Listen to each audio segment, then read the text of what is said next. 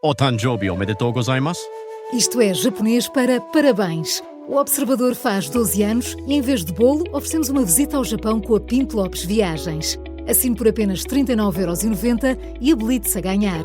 12 anos a escrutinar o poder, 12 mil quilómetros para celebrar. Assine hoje em observador.pt. Arigatou.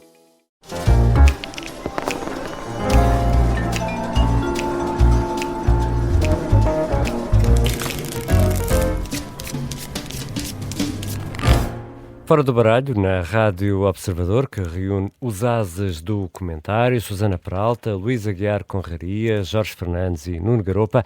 A jogada da semana será na segunda parte, será sobre Pedro Passos Coelho, que conversou com Ventura e atirou críticas muito duras, no entender de muitos comentadores, diretas ao governo. É pelo menos esta a leitura que está a ser feita pela maioria. Eu sou o Ricardo Conceição, estou aqui no Fora do Baralho em substituição da Vanessa Cruz e avançamos para os naipes. O Luís Aguiar Conraria quer dar copas ao PS. Luís, é um abraço solidário numa semana complicada? É uma semana complicada realmente para o PS, mas para nós é uma bela semana, para nós comentadores políticos. E as minhas copas são isso, são um agradecimento. Eu lembro-me de... O Fora de Baralho já tem alguns anos. Eu lembro-me de, há uns anos, estarmos preocupados. Já não sei qual é que foi a conjuntura política, em que de repente estávamos convencidos, isto durante 1 ou 2 anos não vai acontecer nada. Como é que nós vamos arranjar assuntos para comentar semanalmente? Lembras-te, Jorge? Até acho que foste tu que lançaste essa dúvida, não é? Estava a acabar o ciclo eleitoral e, no fundo, depois de uma coisa tão intensa, parecia que íamos entrar aqui numa calmaria. Afinal... Numa letargia, não é? Mas depois cá está, o PS vem sempre em socorro dos comentadores políticos e garante que há assuntos semana após semana. E, portanto, as minhas copas são essa forma de agradecimento. Agora, falando mais sério, quer dizer... O PS, mais uma vez, neste caso não o PS, mas vários socialistas, mais uma vez fazem questão de nos entreter, desta vez, nos últimos dias, com a tese da Cabala. Que Estamos obviamente, a falar da Operação Emergente. Da Operação Emergente, sim, peço perdão. E a tese da Cabala é obviamente um disparate, quer dizer, não se consegue mobilizar estes meios todos, envolver juízes, envolver procuradores, envolver buscas, quer dizer, porque nas sondagens, em algumas sondagens, até que ninguém liga muito, porque nesta altura do campeonato as sondagens não interessam para nada, porque as sondagens dão o PS à frente, não é? Tem sido tão disparatado que deu para nos rirmos. Mas temos de reconhecer, pelo menos eu acho que José Luís Carneiro esteve bem aqui ao imediatamente chamar uma conferência de imprensa, apesar de não ter muito para dizer, e o anúncio de que o PS vai tornar assistente deste processo, ou seja, o PS considera ou quer ter a certeza de que as pessoas são condenadas, pelo menos é essa a imagem que quer passar, e isso já revela uma ligeira mudança de atitude em relação a outras situações semelhantes no passado e, portanto, acho que isso merece algum elogio, mesmo que seja, obviamente, por cálculo eleitoralista. E o Nuno Garopa quer dar ouros ou copas, Nuno, às notícias sobre o aeroporto e a reação do governo. Nós tivemos 2 ministros no aeroporto de Lisboa a garantir que é desta que tudo entra nos eixos. É, no fundo, também um pouco no seguimento do Luís. É também pelo entretenimento, porque a questão do aeroporto já não é nova, não é? Já excede este próprio governo. Já no tempo do governo, no final de António Costa, estávamos com esta questão do caos no aeroporto. Esta semana, este caos no aeroporto veio ao de cima porque, por um lado, houve o azar de haver uma repórter, uma jornalista, algo consagrada da CNN Internacional, que apanhou por tabela um destes dias no aeroporto de Lisboa de caos absoluto e, portanto, fez uma reportagem sobre isso, o que deu uma enorme visibilidade ao problema a nível internacional. Por outro lado, a Euronews tinha também há cerca de 2 dias uma peça onde comparava o impacto das novas normas de entrada na União Europeia, do passaporte eletrónico, e dizia que o aeroporto de Lisboa era o pior da Europa. Enfim, não dizia por estas palavras, tinha algumas desculpas, mas fundamentalmente comparando com outros aeroportos até do sul da Europa, essencialmente dizia que o aeroporto de Lisboa é o pior da Europa.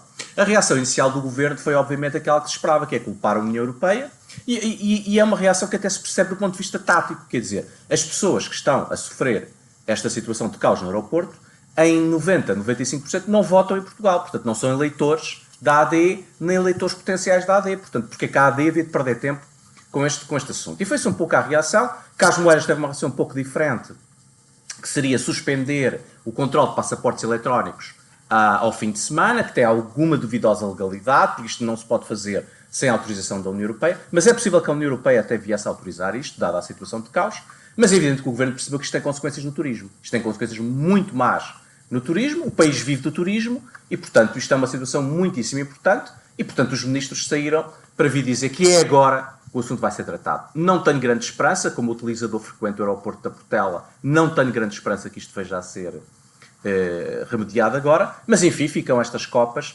de entretenimento e de alguma esperança, talvez, que as coisas venham de facto a acalmar noutras alturas. Também podemos perguntar, mas foram precisos tantos meses para finalmente arranjar uma solução? Não, repara, aqui o grande mistério que o Governo não explica é que Portugal, como parte da União Europeia, foi notificado em tempo e em horas de que esse sistema ia entrar em vigor na altura que entrou. E houve outros países que fizeram investimentos e preparação. Portugal não fez, e até tem esta coisa genial, que é andarem os ministros na televisão e mais. O presidente da ANA é comentador político nas televisões. Portanto, nós temos toda esta panóplia de gente que anda nas televisões, foi mais que notificada que isto ia acontecer a tempo e horas e simplesmente não houve preparação. E, portanto, é o desenrasca. Infelizmente, o desenrasca não tem corrido bem, com consequências para o turismo, que sim, é o maná da economia portuguesa, e daí a gravidade da situação. Já Susana Peralta, que naipe, Susana, tens para as novidades na Segurança Social, que no fundo, isto ainda vai para o Parlamento, mas quem pode está na idade, sendo beneficiário de nova prestação social única, vai ser chamado a trabalhar. Bem, então o que eu tenho é obviamente paus para o Governo, não pela prestação social única, que aliás é uma exigência da União Europeia, e que faz sentido porque nós temos um sistema de prestações sociais que não é apenas em Portugal, é comum em vários países, em que no fundo colocamos as pessoas de baixos rendimentos a viver numa espécie de inferno administrativo e burocrático, em que nunca percebem muito bem com o que é que contam, que tipo de prestações é que têm, depois cada uma tem um critério, e depois isso também tem efeitos potenciais nas decisões das pessoas de aceitarem um emprego, porque nunca sabem daquela enorme complexidade a prestação em direito, que perdem, etc. Sendo que isto... Estamos aqui com algumas falhas de rede, portanto, que nos estão a impedir de ouvir a Susana Peralta. Vamos tentar resolver. Já voltamos à Susana Peralta, vamos ao Jorge Fernandes, porque o Jorge regressa à Espanha. E tens ouros ou diamantes para o PSOE, Jorge? Tudo ao mesmo tempo, Ricardo. Olá. Não é só em Portugal que existem cabalas contra os socialistas. Esta semana, aliás, a cabala que está a existir contra o PS português é uma brincadeira ao lado da grande, enormíssima cabala que está a ser urdida em Espanha, que inclui, por exemplo, encontrar joias, relógios de ouro e diamantes num cofre escondido lá no escritório pessoal de Zapatero, que ficava, curiosamente, num prédio pertencente ao partido. Ele já veio esclarecer, enfim, relembrando de resto o seu grande amigo José Sócrates, que tudo aquilo veio de uma herança da mulher, enfim, de algures, de um parente perdido no tempo. E depois houve também esta semana, noutra matéria, outro raio para a sede do PSOE, no qual a polícia executou mandatos de busca sobre um caso que terá envolvido pagamentos feitos a polícias, magistrados, etc., que no fundo eram pagos para, de alguma maneira, ou fazerem desaparecer informações comprometedoras para o partido, ou pelo menos dar informação privilegiada ao partido para que o partido pudesse, de alguma maneira, reagir de forma mais célere e mais eficaz aos problemas judiciais. E esta semana, foi coroada ainda por 3 parceiros-chave de Sanches, o PNV, os Bascos, a Coligação Canária e o Juntos da Catalunha, dizerem que a festa acabou e que é tempo de eleições. No entanto, Sanches, e aí eu vou conceder que o PS em Portugal, apesar de tudo, não chegou ainda ao ponto de Sanches, porque quer no caso de José Sócrates, quer no caso de António Costa, digamos que quando foram confrontados com enfim, no caso de Sócrates foi a bancarrota, no caso de Costa foi o caso das buscas em São Bento. O Costa, por exemplo, fez a coisa digna e soube retirar rapidamente ilações políticas e demitiu-se, ao contrário de Sanches, que está agarrado ao poder com unhas e dentes. Enfim, muita gente diz que é para evitar que ele próprio, no dia a seguir a sair da Moncloa, tenha problemas judiciais, e ele lá saberá o que lhe irá acontecer. Mas enfim, portanto, é para dizer que as cabalas existem contra os socialistas, estão vivas, e acho que a cabala em Espanha vai continuar porque isto tem potencial. Voltamos então a Susana Peralta. Susana, não ouvimos praticamente nada do que nos querias dizer, mas percebemos que querias dar pausa ao governo. Pausa ao governo, essa parte ouviste ainda bem, obrigada. Não, dizia eu que a ideia da prestação única não é um problema, e aliás é uma exigência da União Europeia no contexto do PRR, mas digamos é uma maneira de simplificar a vida às pessoas de baixos rendimentos, porque de facto a multiplicação de apoios de diferente natureza faz com que as pessoas vivam numa espécie de inferno burocrático, que lhes ocupa imenso tempo, que eles podem até nem perceber cabalmente, nenhuma pessoa perceberia, e que além disso depois também os põe a fazer cálculos potenciais no momento de encontrar o emprego, vou perder aquela prestação, não perco aquela, e tudo isso é de facto de evitar, e portanto a prestação única é em si uma boa notícia. É preciso ver em que montante é que ela se fixa, ou seja, é importante que a prestação social única não sirva também para baixar os apoios que são dados às pessoas que já são parcos e insuficientes.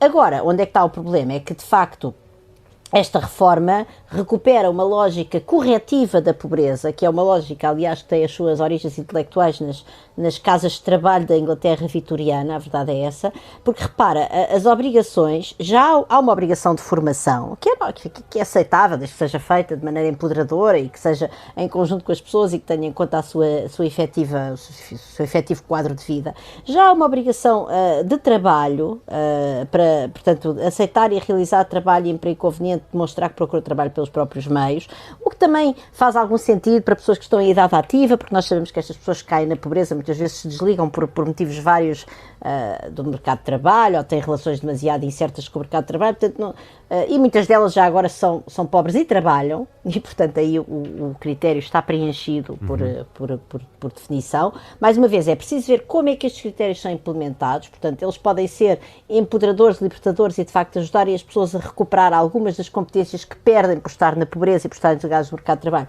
ou podem ser extremamente estigmatizantes, mas além disso, em cima disto, há uma atividade de solidariedade, e esta atividade de solidariedade eu estou a ler do PowerPoint do Governo, aceitar e realizar atividades de solidariedade social definidas pela entidade gestora, portanto podem ser as câmaras, pode ser, enfim, as entidades que dão a prestação, definidas pela entidade gestora para entidades públicas de economia social ou da área da proteção civil. Isto é o quê? Um programa de trabalhos forçados para pessoas que estão na pobreza, e depois também há sempre aqui uma falta de noção completa das condições no terreno, que é o quê? Nós vamos pôr as pessoas a trabalhar aonde? Em creches, em lares, com populações vulneráveis, vamos pô-las a limpar a floresta, quer dizer, é que isto é de uma falta de noção relativamente às pessoas pobres, pessoas que recebem estas transferências, que não estão deste modo a contribuir para construir, melhorar as suas competências. O Governo entende que dessa forma até pode estimular a procura de trabalho.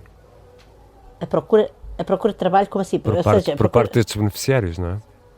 Mas repara, eu repito, já há uma condição de aceitar o emprego, etc. Já há essa condição, que é preciso ver como é que é montada, e há uma componente de formação que é importante, outra vez, é preciso ver como é que é montada, porque muitas vezes estes programas de formação não acrescentam absolutamente nada às competências, mas enfim, a intenção é boa. A intenção da atividade de solidariedade, eu estou a ler do PowerPoint do Governo, tenho aqui 3 vertentes: trabalho, formação, atividade de solidariedade. A atividade de solidariedade é uma lógica puramente punitiva e corretiva, é dizer, estas pessoas, já que estão a receber e que no fundo não servem para grande coisa, venham cá contribuir para a sociedade de algum modo. Elas não vão contribuir para a sociedade, provavelmente vão até criar entropia, enfim, nestas entidades públicas da economia social ou da proteção civil, e isto é uma coisa estigmatizadora, é uma lógica punitiva, é uma lógica moralizadora da pobreza e completamente ultrapassada, e que não serve para absolutamente nada, a não ser para dar boa consciência a quem acha que no fundo está a fazer o bem por estas pessoas quando elas o precisam, é dinheiro e paz. O Luís Aguiar Conraria, penso que quer assistir. Quero só dizer uma frase, acho isto indigno.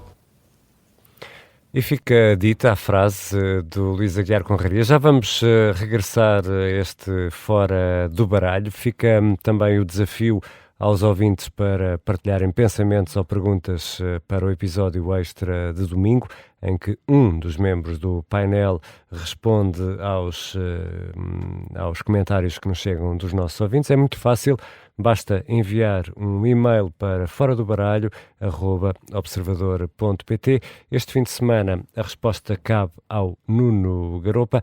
Na segunda parte do Fora do Baralho, vamos à jogada da semana sobre Passos Coelho e a liderança à direita.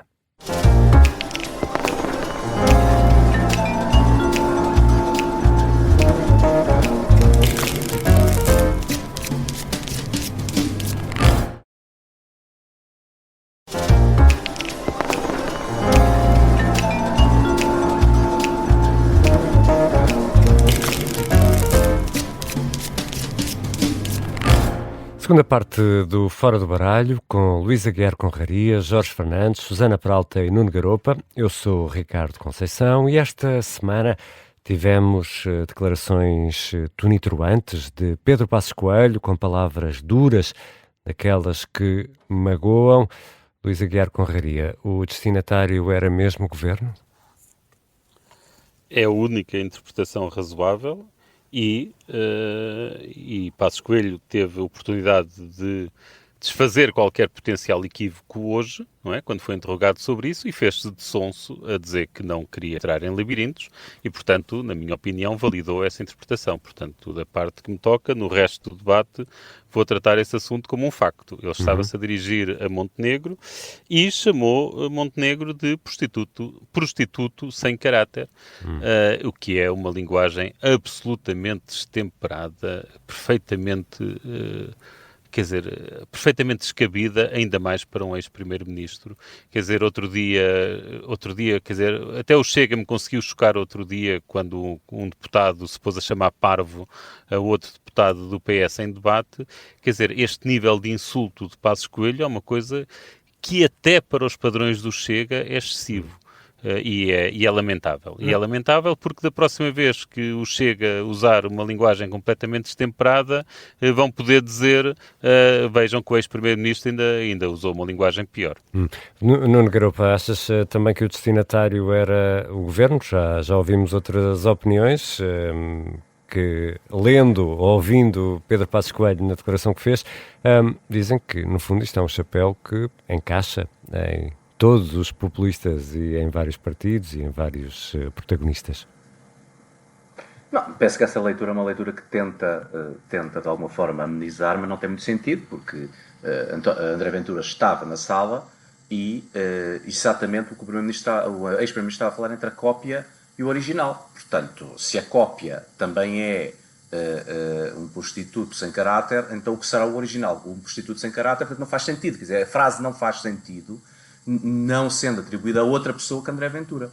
E a outra pessoa que André Ventura será o primeiro-ministro e, eventualmente, alguns outros líderes da direita. Mas, repare, eu penso que o grande problema que está aqui a acontecer é que isto é tudo uma coisa, assim, surrealista. Porque, repara, neste momento, nós temos dois partidos passistas, super passistas, que é a IEL e o Chega. Não é o PSD. O PSD agora é o partido não passista, que, aliás, tem várias pessoas a dizer em público que Pedro Passos Coelho é um ressabiado, que era aquilo que a esquerda dizia de Pedro Passos Coelho no tempo da geringonça. Portanto, aqui inverteram-se os papéis. E depois tudo isto é estranhíssimo, porque nós temos o Primeiro-Ministro, não só vai ter, obviamente, uma vitória norte-coreana este fim de semana, este sábado, como a falar em maiorias absolutas. Ele, que não está à frente das sondagens há 3 meses, também se tem dito, agora há uma sondagem positiva para o PS. Não, a AD não está à frente em nenhuma sondagem desde março. O que aconteceu agora é que essa vantagem do PS subiu do intervalo de confiança para 10%, portanto, fora do intervalo de confiança.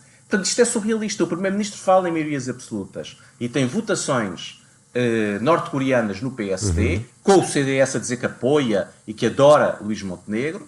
Por outro lado, temos Coutinho de Figueiredo, que anunciou uma grande renovação do espaço da IEL, com uma associação, um movimento em torno Coutinho de Figueiredo, há 4 meses, do qual nunca mais se ouviu falar, e portanto a IEL está num stand-by, numa hibernação, porque provavelmente não sabe o que é que vai acontecer, e depois temos Passos Coelho a ser, no fundo, o líder da oposição a Luís Montenegro. Isto é uma direita que neste momento é realmente imensamente confuso tentar perceber o que é que Passos Coelho pretende e o que é que Luís Montenegro pretende e o que é que outras personalidades da direita pretendem. Deixa-me só acrescentar, em cima disso ainda tivemos notícias no Público e no Expresso, não vi no Observador, mas pelo menos no Público e no Expresso, de pessoas a dizer que vem aí um quinto partido da direita, que seria o partido da direita que votou António José Seguro. Se esse partido vier, não sei que votos é que tem a AD, porque quem votou António José Seguro foi o eleitorado da AD. Mas houve várias pessoas a falar desse novo partido. Portanto, eu acho que tudo isto é uma grande confusão que sinceramente não consigo perceber.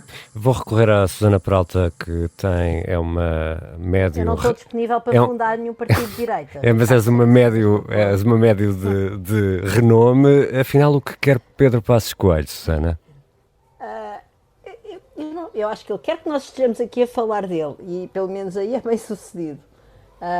Eu tenho muita dificuldade em perceber, bem, para além da história do prostituto, já agora lavro aqui o meu habitual protesto relativamente à utilização desta linguagem, e os trabalhadores do sexo e as trabalhadoras do sexo são pessoas que ganham a vida honestamente e de facto é muito desagradável que ver um ex-primeiro-ministro a usar o epíteto de prostituto para supostamente insultar o atual primeiro-ministro.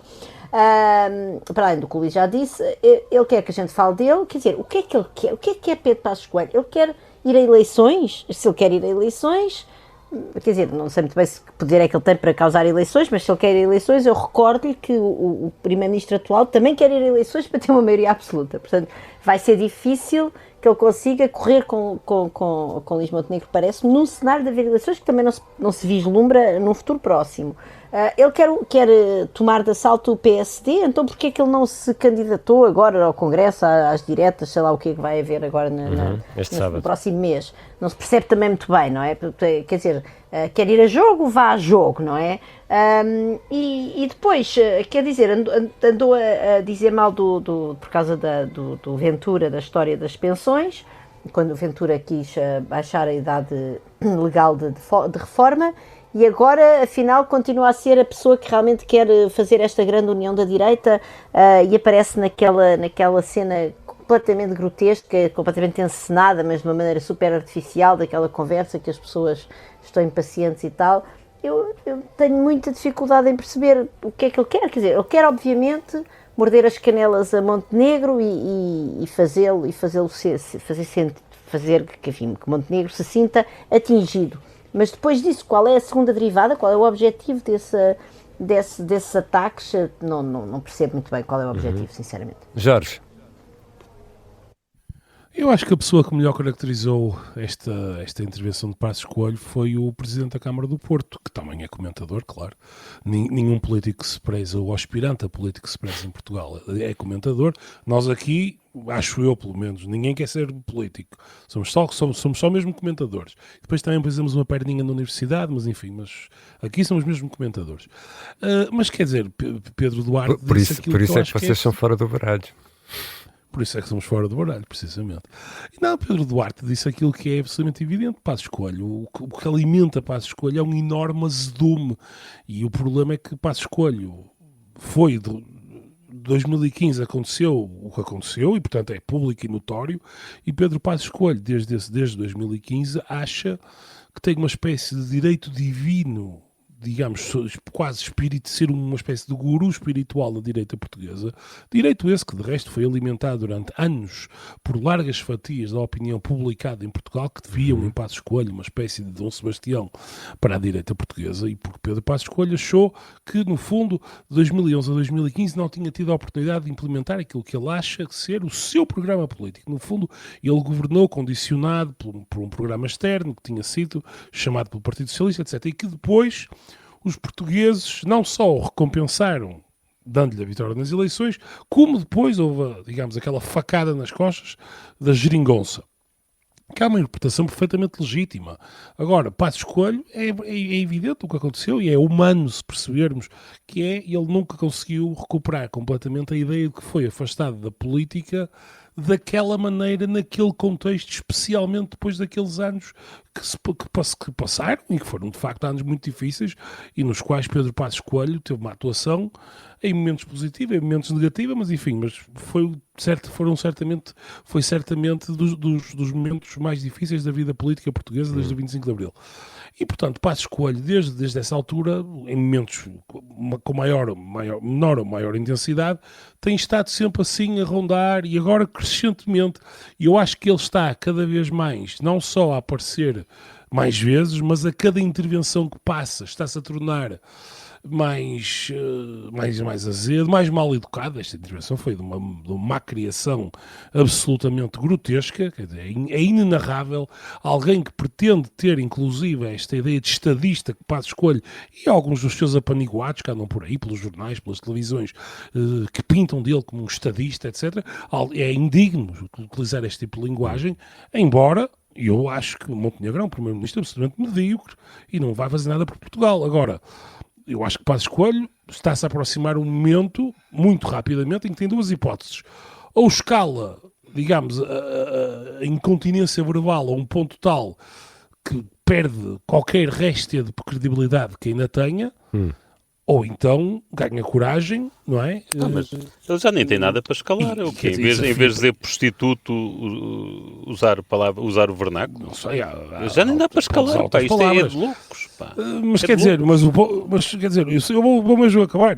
Ou então, como eu vou utilizar a expressão em inglês que é para não ser muito feio, grows a pair, não é? E candidata-se contra Montenegro. Se ele acha que Montenegro é incompetente, se ele acha que ele é o homem que pode federar a direita, se ele acha que ele é o único que pode controlar, apesar de tudo, o Chega, que André Ventura virá ao beijamão, que nunca acontecerá, é uma fantasia absoluta, Passos Coelho tem uma coisa a fazer. Se acha que o país precisa assim tanto dele, candidate-se e, portanto, depois aí veremos aquilo que ela é capaz de fazer. Mas vou-te dizer, não tenho grandes dúvidas que internamente dentro do partido e ele até talvez conseguisse ganhar o partido, não sei, porque Montenegro, enfim, tem a máquina ali atada e bem atada, para citar um antigo ditador aqui do país vizinho, mas no país, a imagem de Passos Coelho está completamente desacreditada. Estará, no Garopa, nesta altura tudo isso parece um bocadinho impossível, mas estará assim tão desacreditada? Vamos lá ver, o Pedro Passos Coelho sempre teve uma base de apoio, não é? Quer dizer, não vale a pena falarmos de uma imagem no sentido suprapartidário, porque a esquerda nunca gostou de Pedro Passos Coelho e não gosta de Pedro Passos Coelho. Então ele não está a falar para a esquerda, não é? Nem para os eleitores de esquerda. Ele fala para aquilo que é o eleitorado natural da direita, e esse eleitorado era um eleitorado que era 2 milhões de votos e neste momento aproxima-se dos 3 milhões de votos, uma vez que a AD, o Chega e o IEL somam 60% e não os 40% ou 45% que somaram no tempo de Passos Coelho. Agora, a grande questão aqui é um pouco o que o Jorge diz, é que dizer, a certa altura, ou ele assume que há um combate político com Luís Montenegro e, portanto, chega-se à frente, e não sei se é indo a eleições internas do PSD, como dizia a Susana, ou se é formar uma coligação entre ele, Chega, IEL e toda a gente que ama Passos Coelho contra Luís Montenegro, ou então tem que se calar, porque o que não faz lógica é quem continuar a escalar, não sei se no vernáculo, não sei se na periodicidade das suas intervenções, quando nós estamos no segundo ano da legislatura e temos ainda bastante tempo nesta legislatura pela frente. Portanto, eu não sei muito bem o que é que isto pode acabar, não parece é que não pode acabar bem. E duvido que acabe bem para Pedro Passos Coelho, veremos se acaba bem para Luís Montenegro. Mas porquê é que se deve calar, Nuno? Porque, evidentemente, a certa altura, ele não pode continuar a fazer-se de comentador a este nível de vernáculo. Eu não estou a dizer que ele se deve calar no sentido de ter a posição de estadista que ele quer ter. Mas então tem essa posição de estadista. Por exemplo, vou dar um exemplo. Ele prometeu, quando saiu de líder do PSD, em 2018, que iria escrever o tal livro que ia explicar a muita gente, incluindo a mim, que estou interessado em que me expliquem, o que é que aconteceu durante a Troika. Ora, passaram-se 8 anos. Onde é que está o livro? Onde é que está essa prestação de contas? Nós já temos os livros de Cavaco, já temos os livros daquele, do outro. Portas não escreve, Passos Coelho não escreve. Portanto, essas versões do que aconteceu ou deixou de acontecer estão por se fazer. Pois aí tem um papel importante. Ora, assuma esse papel. Se quer ser guardião da direita, tem um papel importante, assuma-se como guardião da direita, que inclui a AD, Chega e ele. Agora, neste momento, este papel, não vejam que é que isto une a direita, pelo contrário, e não vejam como é que isto pode desembocar num diálogo minimamente produtivo com Luís Montenegro. E Susana, como é que viste aquela conversa de circunstância com André Ventura? Foi aquele momento permite tirar alguma conclusão política?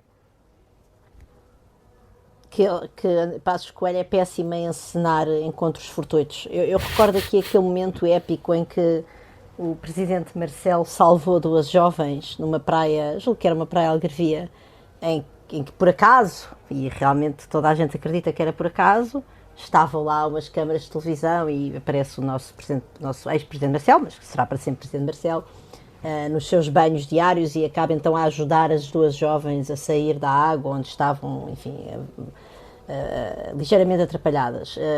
Obviamente que aquilo foi encenado, mas quer dizer, com muito mais profissionalismo. Aqui era uma coisa de dar vergonha alheia. O Passos Coelho está completamente, Pedro Passos Coelho está completamente tenso e pouco natural a falar. O próprio Ventura, que é um tipo que tem realmente o dom da oratória, quer dizer, e é uma pessoa que tem sempre um jogo de cintura enorme para falar e para parecer que está extremamente à vontade. Ali também estava completamente, enfim, artificial.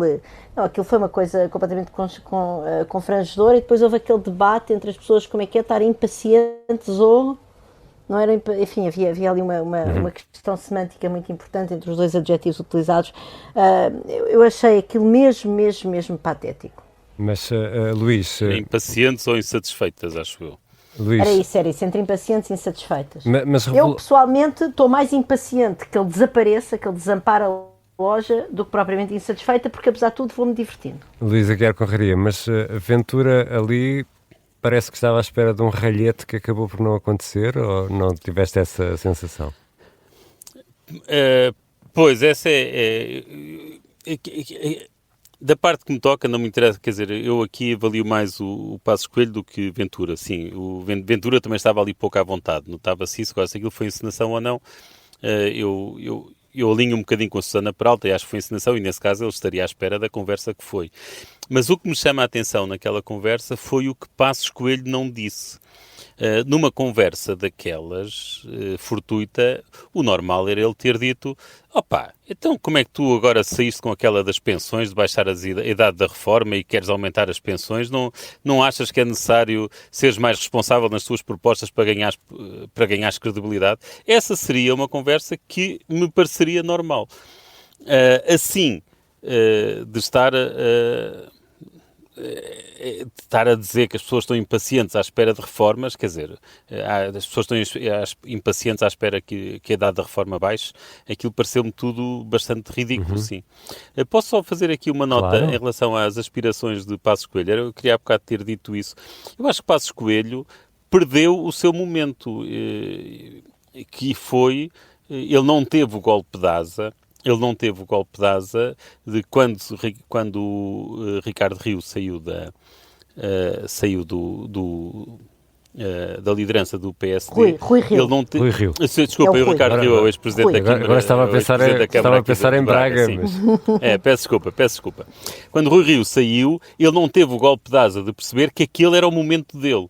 Ele teria ganho claramente ali o PSD com uma perna às costas, e dada a enorme maioria que a direita tem neste momento, provavelmente ele teria ganho com maioria absoluta. Porque teria conseguido confederar os votos do PSD e do Chega. Quer dizer, é difícil de imaginar esta coisa de ter quase 2/3 dos deputados à direita, e se o líder da direita tivesse sido o Passos Coelho, de ele não ter pelo menos a maioria absoluta.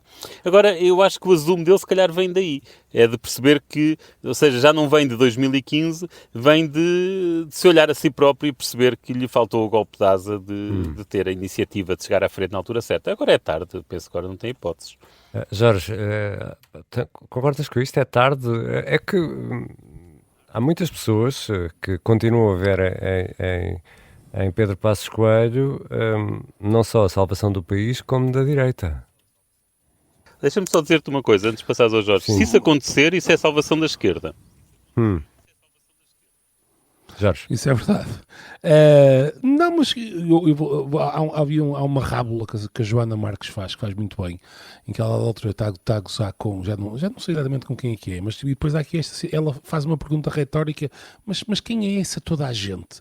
Quando alguém diz, pois, toda a gente, qualquer coisa, mas quer dizer, mas quem são essas pessoas, na verdade? O que é que, eu tenho muitas dificuldades neste momento em perceber quem ou o que é que Passos Coelho representa. Quer dizer, que, inclusive, é muita gente que foram, enfim, históricos, passistas ou pessoas que estiveram relativamente próximas de Passos Coelho e que são pessoas da área do PSD, do CDS, etc. Alguns deles com atividade partidária ativa. Por exemplo, estou a pensar, por exemplo, Diogo Feio, que foi uma pessoa do CDS, uma deputada, etc. E alguém que certamente até próximo de Passos Coelho, dado momento, enfim, veio fazer críticas públicas. Pedro Duarte, a mesma coisa. Portanto, crescentemente, o Passos Coelho não percebe que há uma coisa contra a qual ele não pode lutar, que é a passagem do tempo, que é inexorável, e portanto, a dada altura este ciclo político foi dominado. Por muito que Passos Coelho ache isso injusto, ou ache que Montenegro não tem competência, enfim, seja qual for as coisas, o que o Luís estava a dizer é verdade, ele perdeu o momento, e em política o momento é tudo, que eu digo ao atual Presidente da República, que há 1 ano e meio ninguém diria que seria Presidente da República, mas António José Seguro soube ler a situação política, ter sorte também, indiscutivelmente, mérito, mas quer dizer, em política o timing é tudo, e quem sabe jogar e fazer política e conseguir ler o que se passa e ter coragem e apresentar-se no momento certo, é meio caminho andado, e portanto Passos Coelho, na minha opinião, perdeu completamente o andamento. A única possibilidade era que eu vejo de alguma vez Passos Coelho ter ainda alguma palavra a dizer neste campeonato da direita, seria aquela que o Nuno levantou, que seria mesmo ele rebentar com tudo, isto é, sair do PSD, dizer eu vou fundar um partido e juntar, digamos, e no fundo deixar o PSD com o núcleo dos montenegristas e depois ele fazer uma grande coligação que seria então o Chega e ele, pessoas que estão próximas de Passos Coelho, que existem apesar de tudo, mas eu sinceramente vejo isso extremamente difícil. Estamos mesmo a terminar, mas Susana, pegando em tudo o que aqui foi dito, também a experiência já nos mostrou que uma coisa é a opinião pública e a opinião publicada, os comentadores que apontam todos num sentido, e depois há o sentimento da pessoa comum, que nem sempre bate certo com os comentários. E aqui, no caso de Pedro Passos Coelho, isso poderá acontecer, em tua opinião, ou não? Eu não faço ideia, porque lá está, como Pedro Passos Coelho está fora da política há 15 anos, a não ser quando vem dar bicadinhas, não há nenhuma espécie de sondagem, não há nada, que nem sequer sabemos se ele, mesmo dentro do próprio partido, tem alguma espécie de apoio consequente. E já agora, se ele fizer aquilo que o Jorge estava a dizer, que era de fundar um novo partido, atenção que isso não resolve o problema que o Nuno aqui trouxe, porque as várias notícias que têm vindo a público acerca de... Estou a pensar, por exemplo, num texto do Francisco Mendes da Silva no Público a apelar ao tal novo partido de direita, era precisamente das pessoas que não se queriam juntar ao Chega, e portanto aí já não íamos ter afinal mais um partido. Eu tenho muita dificuldade em achar que o Passos Coelho seja assim uma pessoa tão... Ele em 2015, é certo que ele ficou à frente coligado com o CDS, atenção, à frente, mas, porém, ele não teve a maioria dos deputados. E eu julgo que ele ainda representa um momento, para o bem e para o mal, eu não vou agora aqui discutir se ele tem ou não tem culpas nisso, eu acho que ele tem algumas, mas isso interessa pouco. Acho que ele até tem bastantes, mas isso interessa pouco. De um período de qual as pessoas não se querem lembrar, que não foi um grande período para a economia, para a sociedade portuguesa. Portanto, eu tenho alguma dificuldade em imaginar que ele venha agora salvar-nos do quê, quando a nossa economia até está a correr, enfim, razoavelmente bem. Um abraço a todos, fica por aqui o Fora do Baralho, mas domingo regressamos com um episódio extra para responder às perguntas dos ouvintes. O endereço de e-mail é foradobaralho@observador.pt e no domingo será o Nuno Garopa a responder às perguntas dos ouvintes. Eu sou o Ricardo Conceição, para a semana há nova edição do Fora do Baralho.